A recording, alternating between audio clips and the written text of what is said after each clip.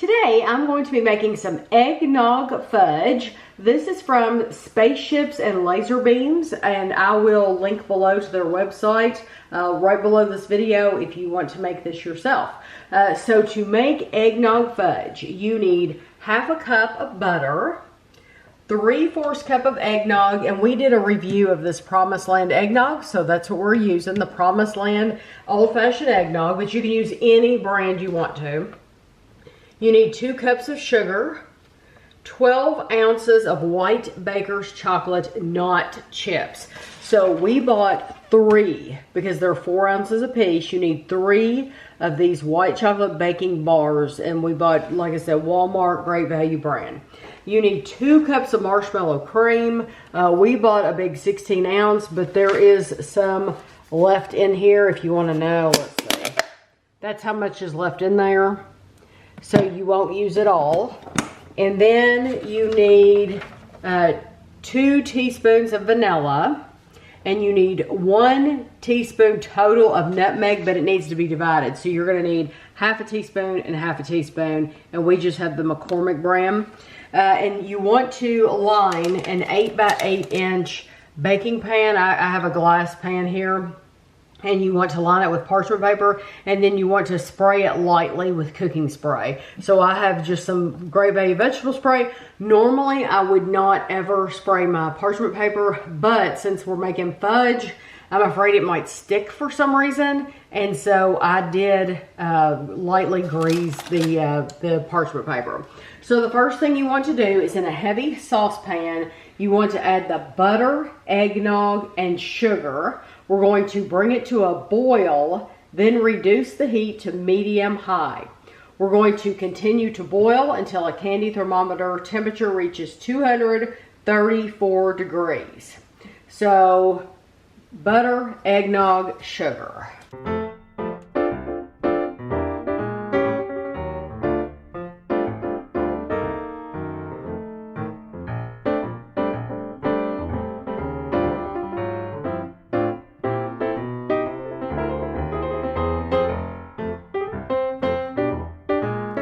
Remove this from the heat. It takes about 10 minutes for it to boil, and while that was boiling, I broke up the white chocolate just to make it easier to melt. So you want to combine your white chocolate, stir it in until it's all melted, and we do not have it on the heat.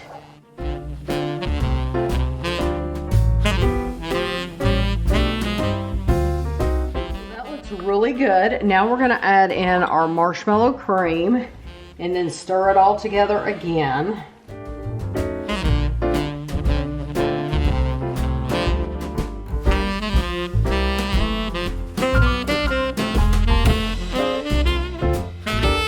Okay, now we're going to add in our vanilla and our nutmeg.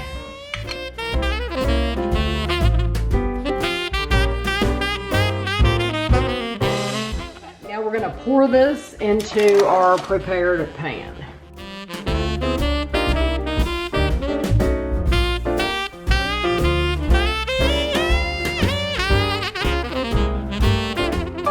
going to be very, very thick fudge. So if you didn't want it to be as thick, you could use a larger pan and spread it out more. I think if you wanted thin pieces, you could even do it in a 9 by 13. It's just going to be very thin. So this is an 8 by 8. You could go for 9 by 9 if you wanted to. But at this point, you want to sprinkle the remaining nutmeg, your other half teaspoon on top. I'm going to try to not get too much in one spot. There we go. And now we want to put this in the refrigerator for at least 4 hours before cutting. This has been in the refrigerator about 4.5 hours.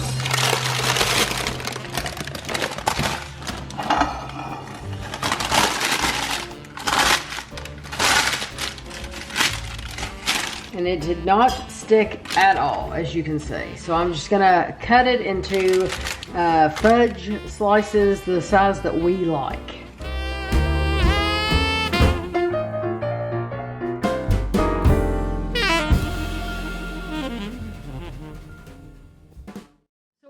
the servings is 24 servings. The way that I cut it, I got 30 pieces. So mine might be a little bit smaller, but I mean, that's just the way I cut it, so it doesn't matter. But let's try it.